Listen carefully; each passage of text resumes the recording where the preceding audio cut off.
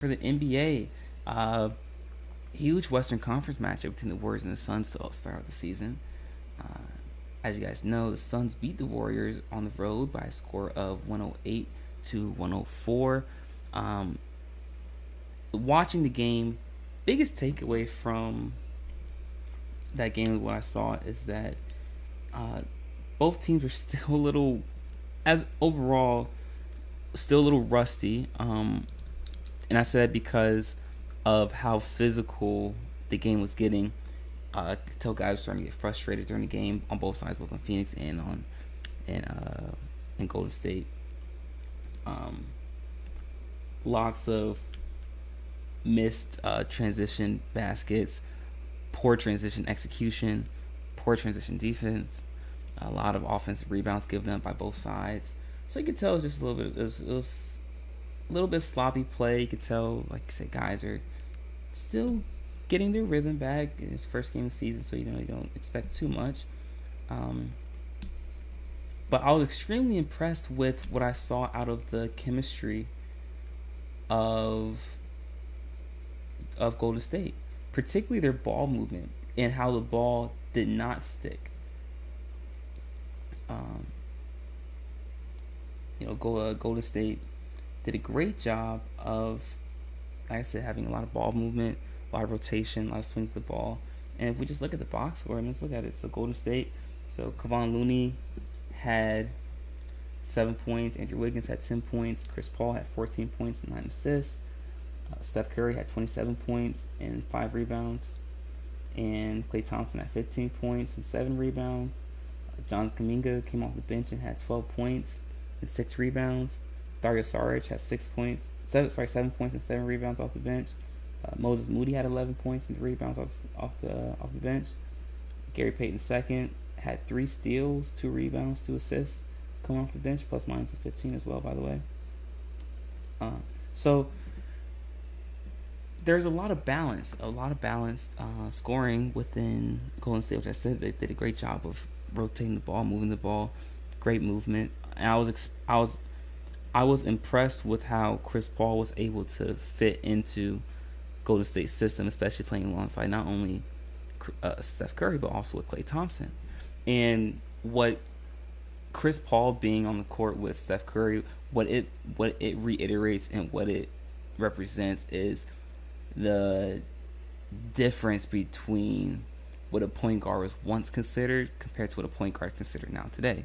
Something we often talk about is that Steph Curry is not a true point guard. He's just labeled as a point guard. But either way, in my opinion, I think he's still the second greatest point guard of all time, behind Magic Johnson. However, the traditional definition of a point guard, that's more akin to what Chris Paul represents and how he plays. And it shows that when you have two basketball players who have a high level of IQ, they're able to play together. And that's why you get someone like a Chris Paul, who has shown time and time again, because of his play style and his high level basketball IQ, he has been able to adapt to every situation, every play style, every offense that he's been in. From the Clippers, obviously, to Houston. Remember, we all thought that Houston wouldn't work with him and James Harden.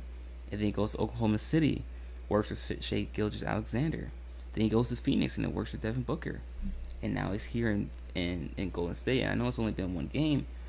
However, I was impressed with what I saw.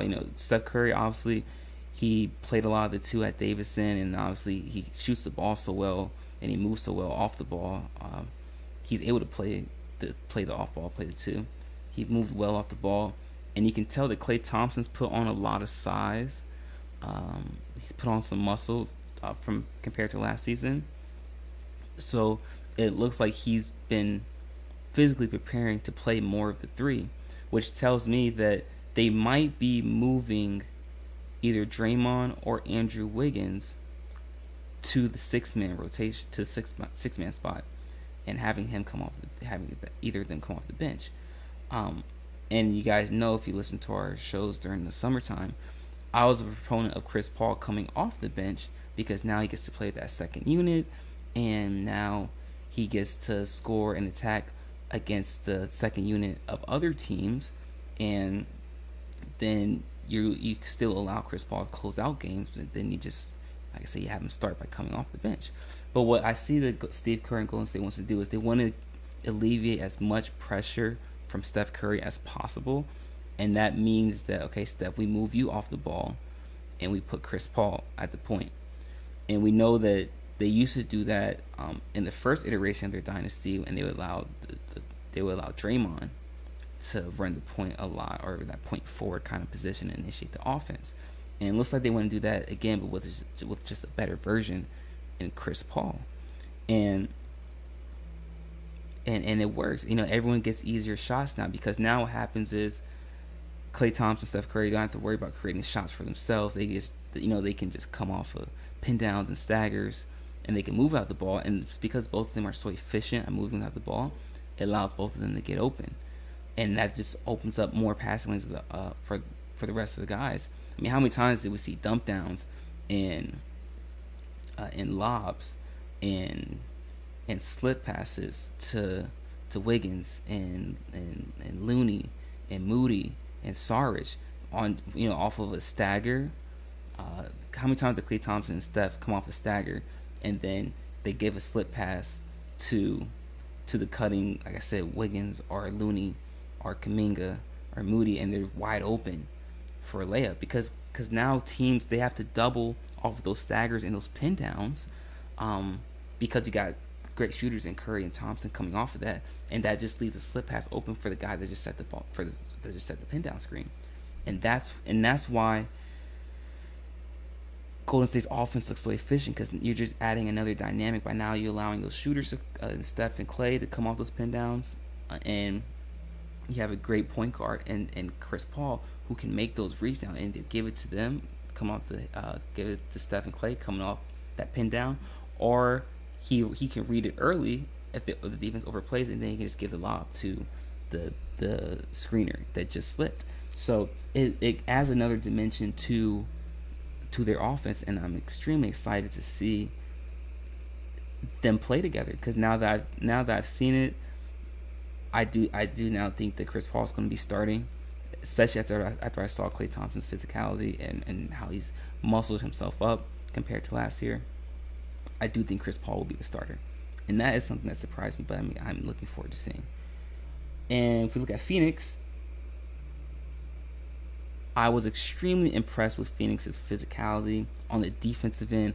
Obviously, bringing Frank Vogel in, he's a defensive-minded coach. We saw what he did with Indiana. We saw what he did with Orlando for a bit. We saw what he did, obviously, with the Lakers and LeBron James. He won them a championship in the bubble, be a bubble championship. So there's a huge asterisk next to it, but still counts nonetheless. You can tell that he has instilled a level of defensive intensity with Phoenix, and we just see how much contact they create, especially the on-ball defender when they're guarding the screen. They're giving much more bump to that ball handler that they're defending coming with that ball screen, and that's not something they did last year under Monty Williams, because that wasn't a focal point. But you can tell that Frank Vogel is instilling a lot of defensive principles within those guys, and it's starting to show. And we saw that Devin Booker obviously is taking another step to his game. He had 32 points with 8 assists and 6 rebounds. Grayson Allen did not score, only shot the ball 6 times, but Yusuf Nurkic had 14 points and 14 rebounds. Jonathan Kogi had 17 points and 5 rebounds. And Durant only had 18 points and 11 rebounds. Didn't have a great shooting night, shot 7-22 from the field, but how often is that going to happen? Devin Eubanks had 4 points and 7 rebounds. Yoti Watanabe had 8 points and 4 rebounds. Nasir Little had 3 points and 1 rebound. Eric Gordon played phenomenally as well, coming off the bench at 10 points and 4 rebounds. And Jonathan Goodwin had 2 points and 4 rebounds. So if we look, we look at Phoenix's stat line. Listen, the only person that shot the ball particularly well was Okogie.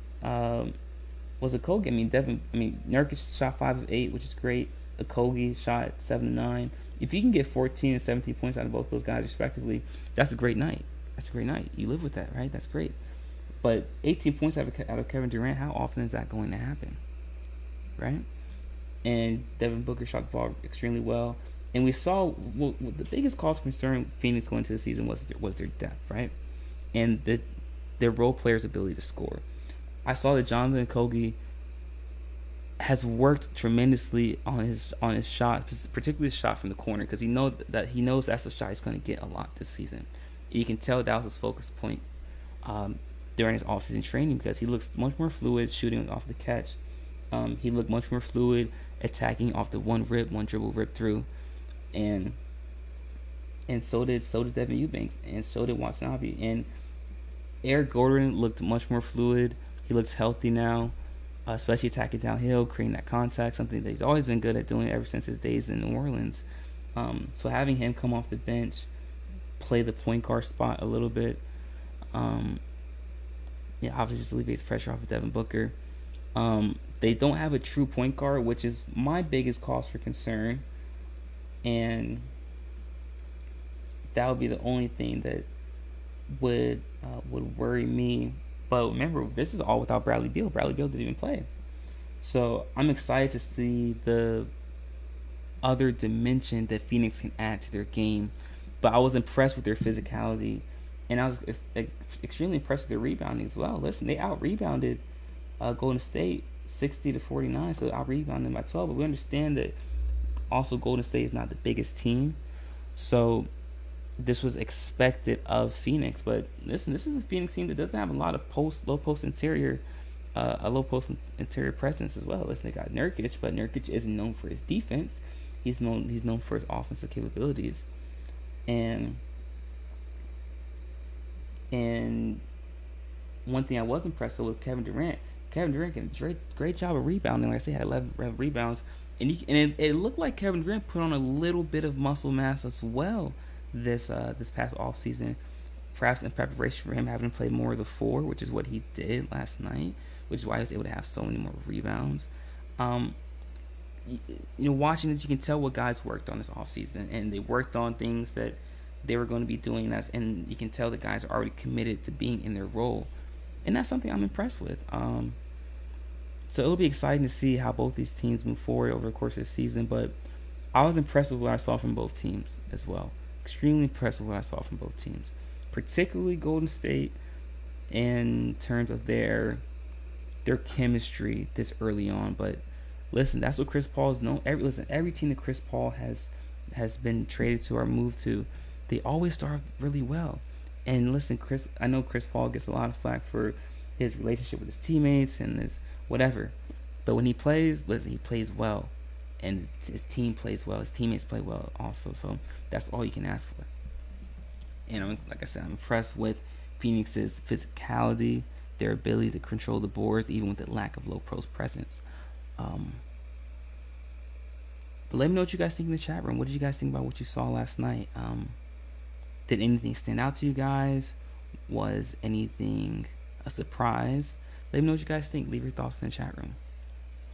But in our next segment, guys, we are going to be discussing the matchup between the Lakers and the Nuggets. So be sure to stick around for that, guys. You're not going to miss it. We'll be right back.